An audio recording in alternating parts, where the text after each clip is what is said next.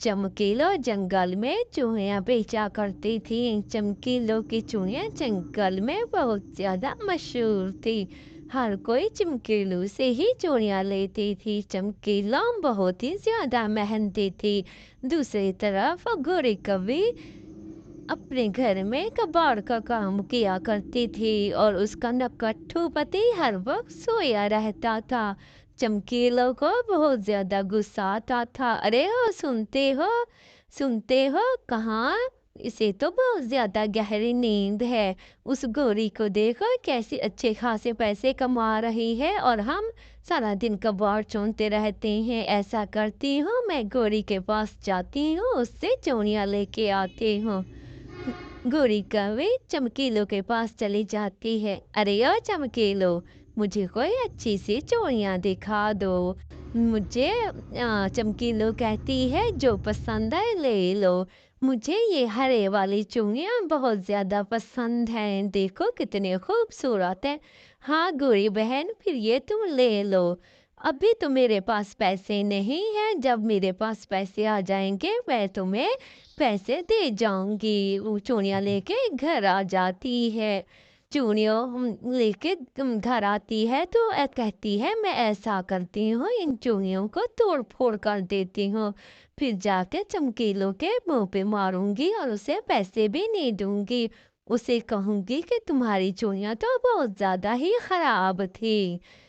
इसी तरह चूड़ियों को वो गोरी तोड़ देती है और चमकीलों के पास जाती है। ये लो चमकीलो, ये कैसी चूड़ियां दी थी? घर जाके मैंने खोली तो साड़ी की टूटी हुई थी, टूटी पड़ी थी साड़ी। अब मैं ये कैसे पहनूंगी और इसके पैसे भी अब मैं तुम्हें नहीं दूंगी। क्या मैं टूटी हुई चूड़ियां पहनूंगी? अरे गोरी बहन, मैंने तो तुम्हें अच्छी दी थी। इसी तरह वो फेंक के घर चली जाती है। दूसरी ओर चील ऐलान कर रहा होता है कि सुनो सुनो सुनो जंगल के सारे पंछी सुनो। हमारे हमारे ओनर ने ऐलान किया है कि जो जो अच्छा घोंसला बनाएगा उसे इनाम के तौर पर भारी रकम दी जाएगी। सारे जंगल के पंछी सुन लो, हमारे संपत्ति ने ये ऐलान करवाया है। इसी तरह सारे जंगल के पंछी खुश हो जाते हैं। हरियाली चमकीलों के पास चला जाता है। चमकीलो बहन, तुम्हें कुछ पता भी है या सारा दिन चूड़ियां बेचती रहती हो? जंगल में ऐलान हुआ है कि जो सबसे ज्यादा खूबसूरत घोंसला बनाएगा उसे मोटी तगड़ी रकम दी जाएगी इनाम के तौर पर। गुड्डू कहने लगता है, हरियाली मैं बहुत ही खूबसूरत बनाऊंगा, सबसे ज्यादा हरियाली। ऐसे बता के घर चला जाता है अपने घर वालों को बताने के लिए। दूसरी ओर गोरी अपने बेटे को डांट रही होती है कि तुमने भी जरूर हिस्सा लेना है और तुमने भी जरूर घोंसला बनाना है। हरियाली के पति कहते हैं, जब गुड्डू हिस्सा नहीं लेना चाहता तो तुम गोरी इतनी जिद क्यों कर रही हो? उस चमकीलों के बेटे को देखा है कितना फर्माबरदार है और कैसे मान गया कि मैंने भी हिस्सा लेना है। इसे क्या हुआ, इस ये भी तो हिस्सा ले सकता है। तुमने जरूर हिस्सा लेना है वरना तुम्हें मैं बहुत मारूंगी। दूसरी ओर हरियाली का बेटा बहुत ही खूबसूरत घर बनाता है और हरियाली कहता है, बेटा तुम ही मुझे लगता है पहले नंबर पे आओगे, तुम्हारा घर बहुत ही खूबसूरत है।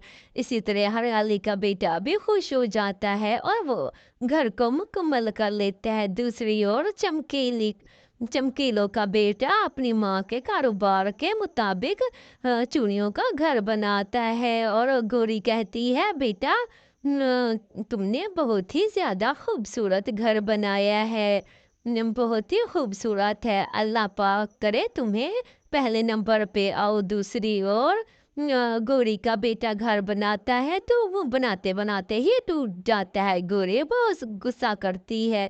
उसका पति कहता है, मैं ना कहता था नकट्ठू है तुम्हारा बेटा, नहीं बना सकेगा। फिर सब पंछी इकट्ठे हो जाते हैं और इलियान सुनने के लिए जमा हो जाते हैं। चील कहता है, सबसे ज्यादा अच्छा घर बनाने वाला चमकीलो का बेटा था। चमकीलो खुशी के मारे रो पड़ती है, उसे खूब इनाम दिया जाता है। चमकीला, बहुत ही फूट-फूट के रोने लगी। प्यारे बच्चों, मेहनत ज़रूर करनी चाहिए।